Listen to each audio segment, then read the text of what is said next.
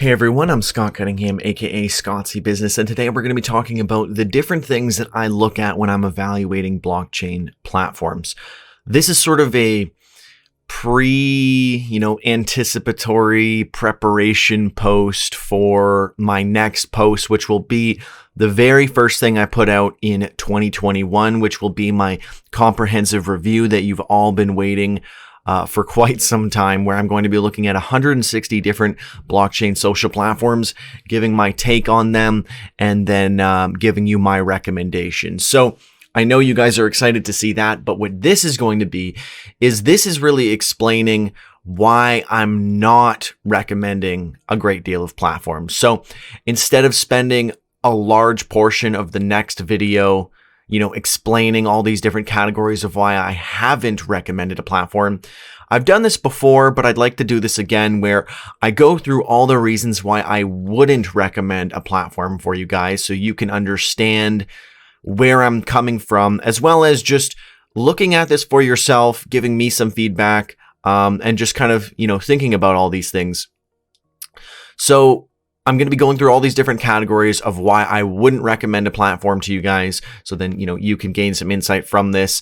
I'm not going to give any examples today because I'll go through the actual examples tomorrow, but I'll give you the gist of what I'm looking for and what would not get recommended and why. So let's just jump right into that. So the very first category is a platform being too niche. Now, I'd love to just recommend, every platform and that would be great.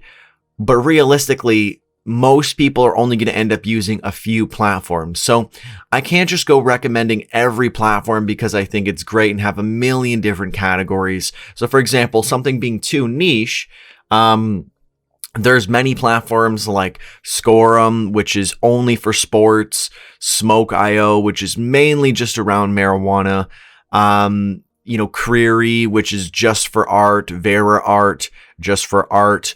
While these are all great, and I would recommend them for those individual communities, this whole review is for social media in general and just the average user. So anything that is extremely niche, I won't be recommending because, again, only a few platforms are going to end up getting used, and I can't make, 20, 30, 40 recommendations. Otherwise, it kind of defeats the whole purpose of this review because people are looking for the top choices that are the most broadly adopted by, the most amount of people so that, you don't have to go through all these individual categories and all these different things. So anything that is too niche will not get a recommendation from me, and I hope that makes sense. 2, lacking media functionality. So I've seen a lot of platforms that, they don't allow you to post pictures for some reason, or you can't upload video. And even worse, I've seen ones where you can't even do like previews where, you post a YouTube link or a library link, and it'll at least give you a little preview so people could still watch it on the platform. There's many platforms where they just let you put the link and that's it. And it's just a bad viewing experience when all you see is text and links. And any platforms that are like heavily lacking media functionality is a no-go for me. People have complained that I don't include enough messenger-based things in like for chat and something like Telegram, but for blockchain. So this is 3, mainly messenger-based. I would say isn't really social media. I would say that's social communication, and that's not the same thing. A lot of social media platforms have these communication features, but that is not what social media is, because it's about media that you're sharing with the public and everyone is kind of getting in on the conversation. Messengers or messenger-based platforms are typically just for small groups or one-on-one conversations, and I wouldn't consider that social media necessarily. So again, I can't recommend a million different platforms. So that is something that I won't be looking very deeply into, and I won't be recommending platforms that are mainly just messenger based. However, I do think a lot of them are very good for what they offer. And, an example of that just comes to mind, like Sense Chat. There's a lot of options out there, but the problem is that most people aren't using them. and thus it doesn't really help me if I have to convince all of my friends to first use it and then I can finally talk to them, when I could easily just use the things that they're already using, which is really the only way that's going to work until you get mass adoption for a lot of these different things. But that being said, a lot of the platforms that I will recommend in the next video do have messenger applications and features and such, so that's not a huge concern anyways. 4 is too much resistance when you're joining a platform or using the platform. So if there's too much challenge just to like join it, or there's a lot of resistance when you're just using the platform itself, that's obviously not going to work out very well. It's not going to get much adoption. And I'm not saying resistance as in like verification. That is another concern of mine that we'll talk later down on this list. But it's just more so like they ask for too much information, or, they require you to have a different account. Like you can only sign up if you're on Twitter or have a Google email, different things like that. Or just like, like you have to wait like a week to get your verification, different things like that. I think having too much issues and resistance around joining, it just really turns people off, because they get started and they're like, okay, let's check this out. And then like, oh, I have to come back in a week. And then they kind of just forget about it. Or, people who are looking for decentralized solutions aren't looking to use Twitter or Google to verify, because it kind of defeats the purpose of what they're looking for here. Or just when using the platform in general, like if the platform is not very well set up and it's not very intuitive or easy to use, I think that's obviously going to be a problem. So there's going to be many platforms that will go under there for many different reasons. But that's kind of like one of the catch-all kind of categories for bad platforms, more or less. So platforms, this is kind of similar to the last one, but this is more about the platform community. So if the platform is legitimately just not working, or it's lacking users or has no engagement on the platform, that's obviously not going to be a very successful social media platform. And people aren't going to dedicate a bunch of time when there's 100 users, or they have a lot of users, or they claim to, but then no one is using the platform, right? There's like one like on every post, there's no comments. Obviously no one's actually using that platform, or there really is just no community behind it. So again, not much reason for people to be using those platforms, or it's just straight up not working, which could also kind of go with the last one. But I got to have all these different categories. So yeah, platforms that just aren't working properly, obviously that's not going to be very effective, which could just be that they're missing too many features, not necessarily that they don't work. But if they're missing enough features, I would consider that a non-functioning platform.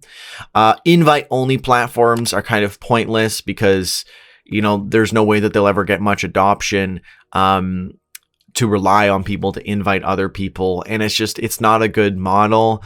And I'm always questioning those when it's invite-only as to why that is. And yeah, invite only is just not a really good idea. Plus, it's like if you have to go on this waiting list and stuff, half of the invite only ones I never even got accepted to, because I'm just stuck on this waiting list trying to get on the platform, and it's kind of pointless. It's like they're trying to make it more exclusive or something, and yet at the same time they have like no users because of it. So most invite only platforms I just don't bother recommending, because they're not going to be very viable. Platforms that require you to download something. I understand mobile applications, but if you have to download an app on your computer, very unlikely that anyone is going to adopt this platform. Again, I understand mobile applications because most platforms are used via mobile now, but I would prefer if something at least just has, like a browser experience added.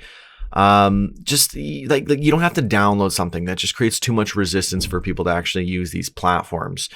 Platforms that require you to spend crypto to interact. Now it's funny because I criticize a lot of these types of platforms, and people say, oh, like, are you a socialist? Does everything have to be free? It has nothing to do with, not wanting to pay for things. It's more so that people in general will not do that. People do not so value their privacy that they're willing to pay for everything, let alone they still don't really have any true guarantee that their data is not being sold, or, all the same things aren't happening regardless. So, it doesn't make sense. There's many platforms that do this. There's only a couple that I think are really successful. I think MemoCache is okay because it's pretty easy to get some BCH on there, and then just it's so low that you can kind of, earn it back as you go, and it works. I mean, it's not a super popular platform, so I don't really go around recommending it. But the extreme here, like for an example, like Twitch, just to change some of your settings, like switch to light mode to dark mode, costs like $1. So that is, completely unrealistic, and there's no way that would get mass adoption because people just aren't going to pay for that. And to that point, there isn't very many users on there anyways. And me pointing this out previously had the actual Twitch official Twitter account and a bunch of Twitch users kind of trolling me for it. So clearly the community is kind of toxic and not the greatest anyways.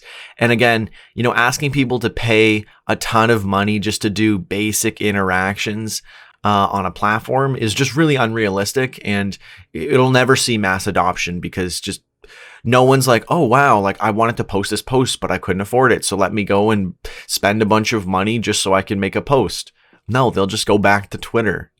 There's no reason why people are incentivized to do this when they could either use the free version or go on one of the many platforms that pay you for your content, let alone having that you paying them. It's just, it doesn't make any sense. Non-English platforms, naturally, given I can't understand the language or know what's really going on with these platforms, and I do this for an English-speaking audience, so any non-English platforms I'm obviously not going to be recommending. That's fair. Platforms that require excessive verification and or the verification doesn't work. So I would say things where, some people wouldn't even use platforms where it's you need Google to authenticate or you need Twitter to authenticate. I'm not, completely going to rule those out, but platforms that require KYC absolutely are a no-go. No one wants to give their driver's license just to be able to use a social media platform. Again, kind of like the requiring you to spend money.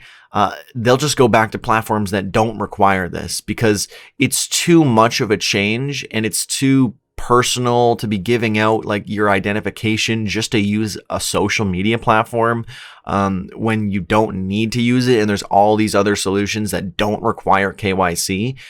Naturally, it's not going to be ideal, and most people aren't going to want to do that. So for the most part, I don't recommend any platforms that require KYC or just excessive verification. And I think that's fair because, again, most people in the blockchain community are not looking for that, and that doesn't agree with their values.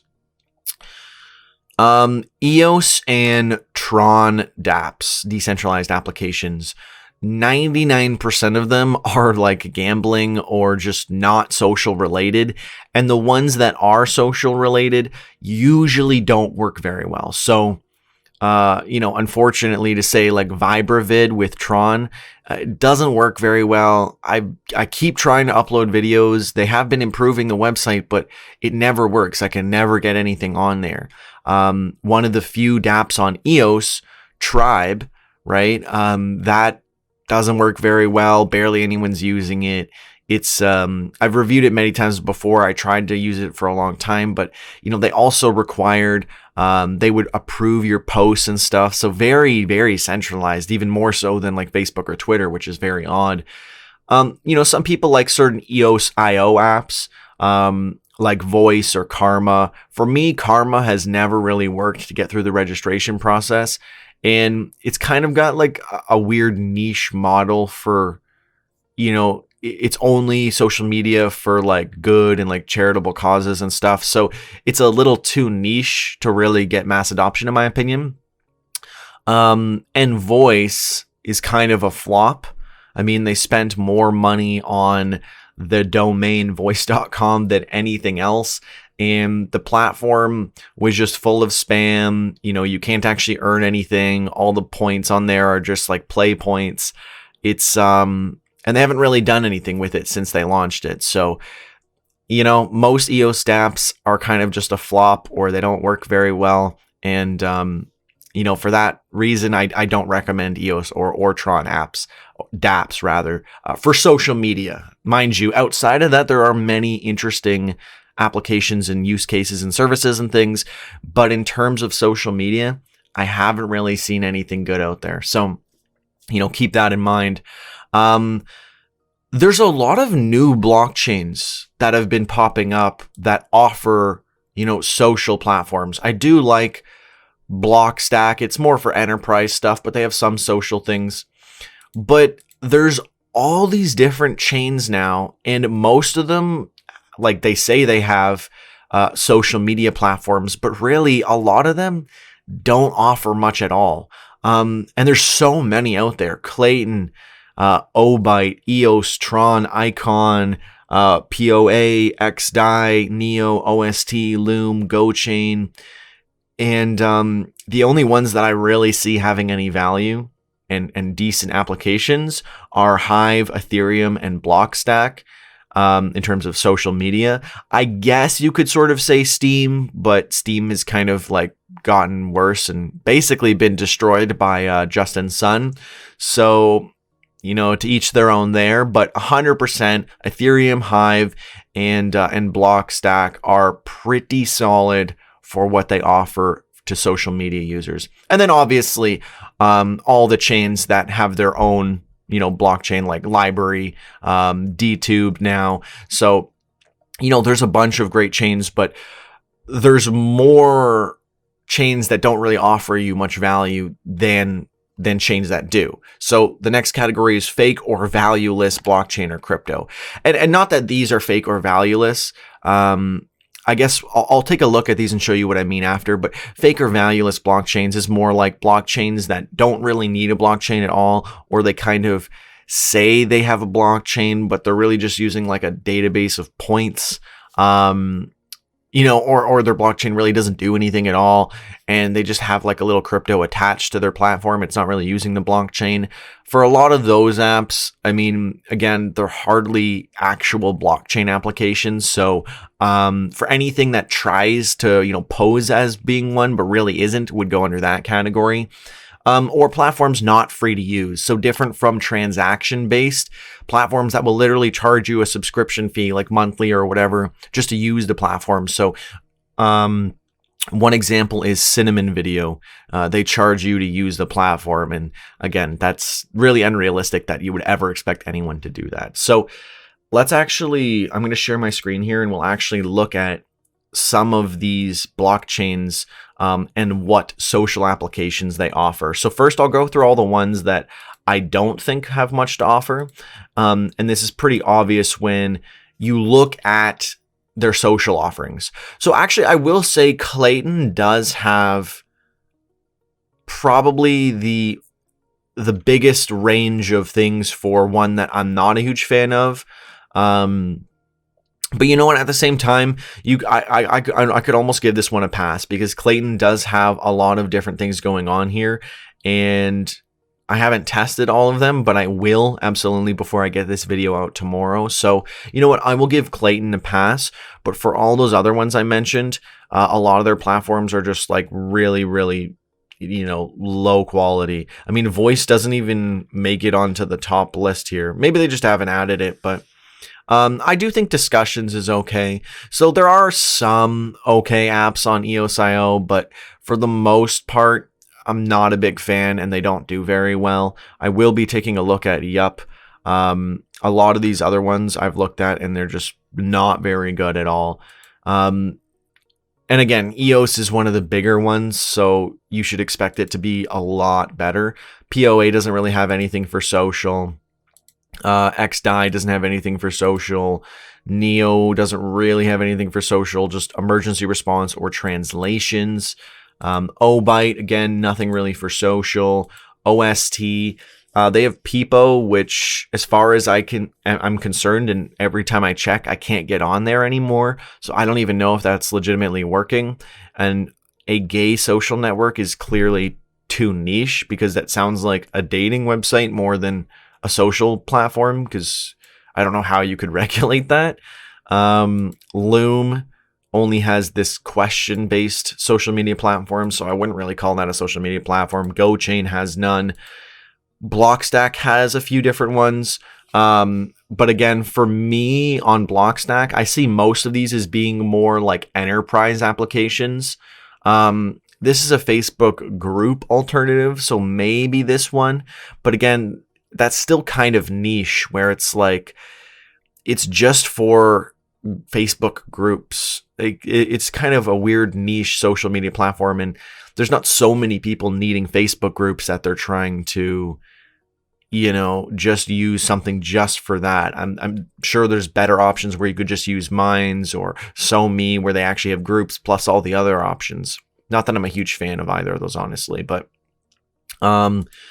again, Tron, they don't even really have much here listed. Like, I guess I'll check out Tron Share, and I'll review it for the video, but they don't even list like VibraVid or anything else. So, they don't even clearly think it's that legit. And I mean, this is just one website, to be fair. Icon doesn't really have anything. They have a specific community just for K-pop, which is way too niche.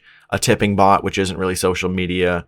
Location-based app for finding cafes. Again, that's so niche. And then a sports betting app, which isn't really social media either. So the only ones up for, real review here will be me going through some of the newer EOS apps, the Clayton apps, and then obviously looking through the Ethereum Hive and all that stuff. But for the most part, what I see with these is there's just not much developed. Again, with Clayton, there is enough that I could definitely take a look. But from my experience, I've looked at some of these before, like AntTube and stuff, and they didn't really work very well. But, I'm willing to give these a chance to check them out again before I do the final review, just to be comprehensive and, totally fair to all these different platforms for all the work that they put in. And if this is going to be a comprehensive review that I'll be putting out tomorrow, then obviously it's got to be legitimately comprehensive. So that is everything for today. That was really just to get all this out of the way so I don't have to spend the entire video tomorrow talking about the reasons why things aren't recommended.